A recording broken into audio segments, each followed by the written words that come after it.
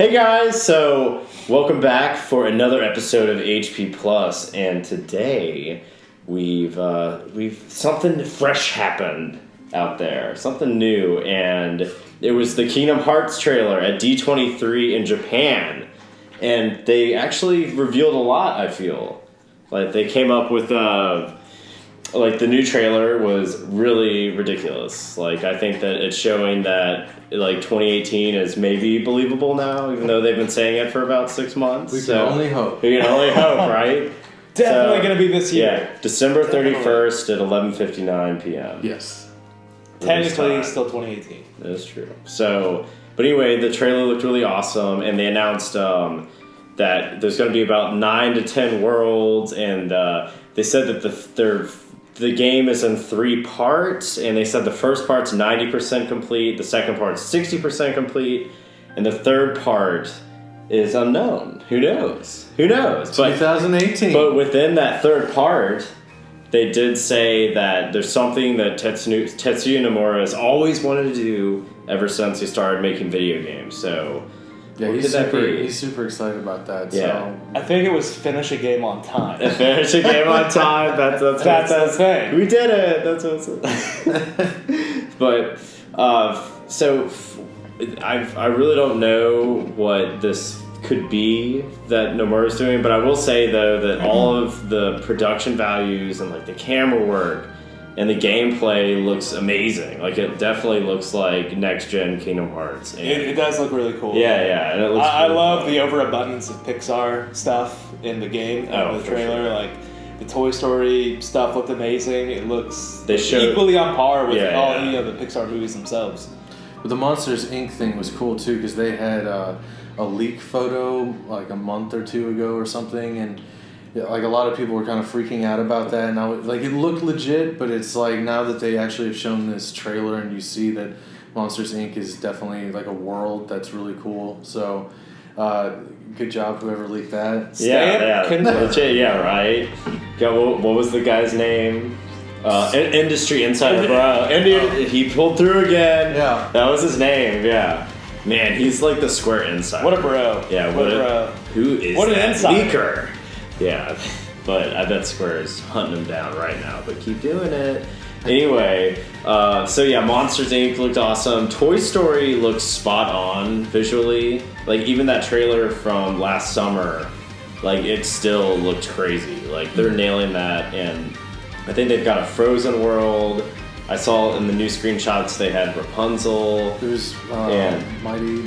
Is it Mighty Number? No. The Mighty Number 9. Mighty Number 9. Yeah. That they had artwork for that like 2 or 3 years ago. Yeah, they've shown artwork, but they haven't shown the actual world, which I'm. Yeah. Wait, what is this now? It was a Disney animated movie, Mighty Number 9. No, is it Mighty Number 9? Hold on, Big Hero 6. Big Hero 6, that's it. There we go. There we go. We got our fact check patrol going here. All right. Yeah. Capcom was literally about to sue us. But Big Hero 6, they had some like screenshots. So there's supposedly a world for that, and I think it's Nomura's one of his favorite movies. Then maybe that might be that's the why thing. He brought it in. Yeah, that one could be. He's crazy. always wanted to do since that movie came out. Yeah. And Nomura loves his like flying around, doing crazy stuff, and I could see how Sora flying on a robot could fulfill his innermost dreams. Well, you already see in the Toy Story thing that he's riding in like a mech, which is Yeah, like yeah, a Rock'em Sock'em Yeah, robot. for sure. So they could easily do like a big Hero 6 robot that you can fly around. Like a super interstellar, like Gundam type battle. Yeah, that'd be awesome. Yeah. And they're saying that like each of these worlds is bigger than like almost all the worlds combined from the previous Kingdom Hearts games. And you get like they're saying around 9 or 10 of them, so it sounds really crazy. And the fact that it's been 12, 13 years since 2 came out, and like fans have been waiting for this for a long time. They announced it back in E3 alongside when 15 was announced, but they were like, oh, it's Versus, but no, it's actually 15. Gotcha. Just wait a little longer. And so it's cool that Tetsuya Nomura, we haven't had a game directed by him for a console in forever. So it'll be cool to see what He's he always brings to his fun. game. Like, yeah, like He's always fun to watch when Yeah. he's on like, the couch or something. He's just like He's Yeah. He just kind of has this whole air of like, I definitely don't want to be here. Yeah, And it's great when he's- Why are you making me be He's here? speaking in Japanese, and then you don't really know what he's saying, and he looks so just humdrum about it. But then when you actually hear from the translator, it's like, why aren't you more excited? Yeah, exactly. He's just so like, He's like a super introverted artist. Like he is kind of like without Nomura, I think Square would be in big trouble. Like he's their lead designer for sure. And he's been around since the Final Fantasy VII days. Like right? yeah, like 7 was the first cast he designed, but he was working on the games prior to that. Like he was like I think a graphics developer, and so yeah, he's been with Square for a long time. So it would be cool to see an old school director come out with a console game because it's been a long time. I would say probably 13 since they've had like a big veteran from Square come out with a big game like that. So anyway, we're really curious about it. Like I think that who knows what they're gonna do with the storyline. Like I feel like with all the spin-off titles, how are they gonna like bring all that story to people who didn't play all the handheld versions, like Dreamed Up Distance, Birth by Sleep, 356 or 35 Chain of Memory, like all those spin-offs. And I love the franchise, but I never beat any of those. So it's gonna be tough for them to get the story on track.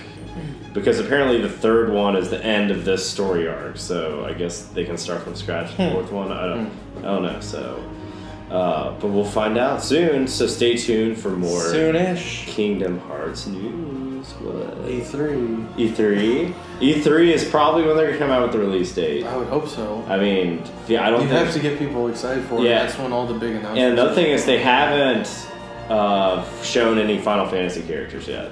So that makes me think, here's one of my little theories from the marketing perspective, is that E3 we're going to see a 7 remake trailer, and then they're going to pivot to Kingdom Hearts, and they're going to show off all the Final Fantasy characters in Kingdom Hearts, so Final Fantasy fans would be like, must buy Kingdom Hearts. Even though I would say that those fans cross-pollinate. Yeah, but there are still some Final Fantasy people who don't really get into Kingdom Hearts, so... Yeah, but I mean, does that kind of make sense? That does. Yeah, so. Honestly, I didn't even notice that until you mentioned it. That they really haven't had any Final Fantasy characters in the trailers or in the gameplay. And usually they get a bunch. Stuff at all. They usually, they do. They were still missing out on some stuff, but I like what they showed off. Yeah. Like that's why I think that they E3 they're probably going to have like a big thing. They're going to probably reveal the plot and all that stuff. Yeah, I think they're going to have because these have been like teases of different levels and showing off how crazy the gameplay looks, but still not getting a whole lot of story yet. No, I feel like barely anything. Just very. Maybe that's why there's been such delay on the development. They can't figure out what the hell to do with the story. I think that is probably the biggest. How do we bring all these things together? Yeah, because even after Kingdom Hearts 2, the story was like, whoa, the interdimensional warp time, cool. So I just also like when I first started playing the Kingdom Hearts games, I was like, oh. Because I think you bought both of them for me. Yeah, I got them for your birthday. Yeah, because it was like they're great. I was games. just like, Disney, and then I was just like, when I played, I was like, oh wow, this is a lot better than what I thought it was, and I think a lot of people have that kind of going in that it's like a kiddie game, but it's more like a Final Fantasy. It is game truly a blend. It is a Final Fantasy game where they go through Disney worlds. Yeah, like I would say that's what Kingdom Hearts is, but with like a lighter tone, like younger characters and stuff like that. So, I don't know, like my favorite Kingdom Hearts game is the second one, because I think, frankly, the battle system and the boss fights, and just like, especially for its time, it was like Tetsuya Nomura's putting Advent Children into a video game, and it's really the only time Square's come out with a game like that, where they would have insane calligraphy and camera work and animation, and I love 2's battle system. Like, it's not perfect, but like it's one of my favorite games ever in that regard. So, and I know Harrison probably likes the first one maybe a little more. Well, my whole thing was that I kind of played them really close to one another. So when I played 2, I really enjoyed it, but it was the whole being surprised by it. Like I was kind of saying, I was like, I don't care. But then when I actually played it, I was kind of blown away by. I can't believe I really like a Disney game this much. Yeah. And so that kind of took me like aback, and then.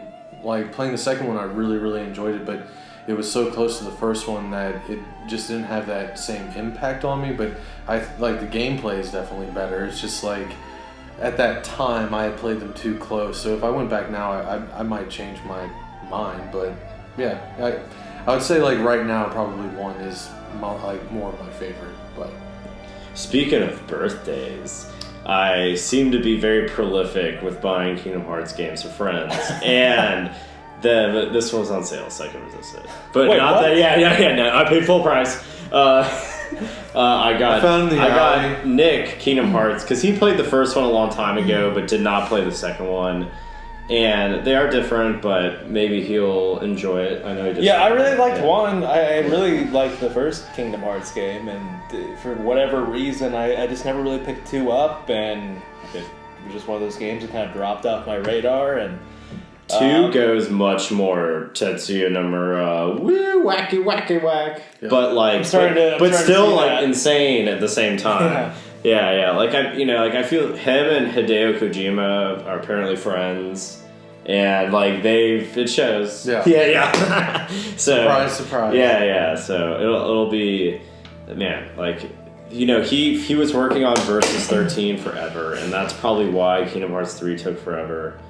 And for them to like shut down Versus 13 when he had been working on it for like 3 or 4 years and restarted as 15 with Tabata taking over, that must that sucks from a fan's perspective because you really haven't seen him make a game in so long. So yeah. And they also rebooted Kingdom Hearts 3 production like like a year or 2 2 into years, it. 2 or 3 years into it. And so they've it's a long time coming. And now that I think about it, was Kingdom Hearts the first like Square action RPG? Was there one before that? Not really. I mean, they had the Bouncer, but that was like more of a fighting game. Bouncer. Do you remember the Bouncer? You remember that? That was like the first PS2 game. It was one of the release titles. They came out really soon after, and like I remember like murdering. Is that really an RPG though? No, it's more of like what Streets of Rage side scroller fighter. It's sort of like the way Urgites was an RPG. Yeah, I guess. It's not at all. But action RPG, like they had like Secret of Mana, like the old Zelda style. Oh yeah, well and then like Brave Fencer Musashi. I don't know if you remember that game. That was kind of Zelda-ish as well. That's true. Yeah. But it was. And then they had Air Guys, the side-scroller shooting plane game. No, not Air Guys. What was that? Einhander. Yeah. Sorry, I've been messing stuff up. Got my fact checker. They were both obscure, awkward games that start with E. But you're right. It is really their first like over the camera behind the back of the character running around in intense combat. Yeah. So and if you like haven't obviously checked them out, you should check them out.